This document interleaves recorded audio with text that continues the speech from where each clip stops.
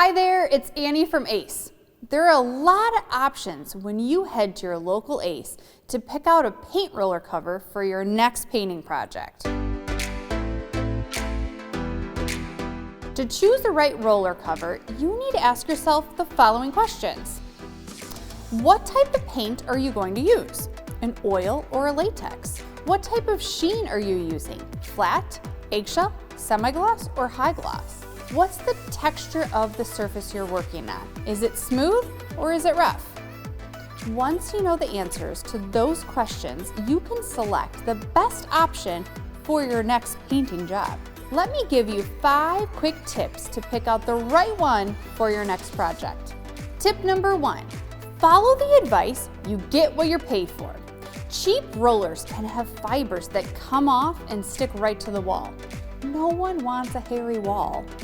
Plus, these are less expensive rollers, and when rolled in the paint tray, they don't hold their shape and they break down through all the painting process.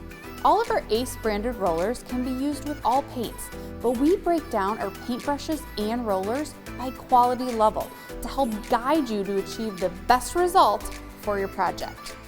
Good rollers are recommended to use with flat sheens.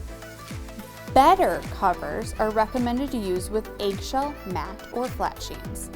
And best covers are recommended for all sheens. Tip number 2.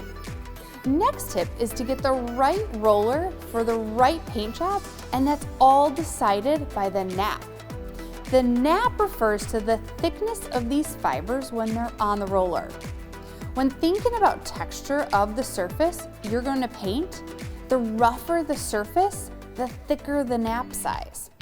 You're going to use a 1/8 to a 1/4 inch nap for smooth surfaces like plaster, a 3/8 to a 1/2 inch nap for lightly textured drywall, and a 3/4 nap for textured surfaces like popcorn ceilings, stucco, and brick. You want to make sure the nap is long enough to reach all those little nooks and crannies on the surface that you're painting. The most popular for painting walls is the 3/8 nap roller. Tip number 3, there are various size lengths of rollers. For the walls at your home, go with a 9-inch size. This is a manageable length, meaning it's easy to maneuver on the walls. Roller covers come in longer lengths, but imagine the weight of that longer roller cover and the handle and the paint that saturates it. It could be hard to maneuver on the wall. If you're doing something like panels, doors, or wainscoting, I recommend a smaller foam roller. Tip number 4, rollers are made out of different materials. Use rollers with polyester or nylon fibers with latex paint. Natural fibers like mohair and lamb's wool used for oil-based paint. And for foam rollers, on porous surfaces like bare wood, or a surface that you want a really glossy, smooth finish, like a cabinet.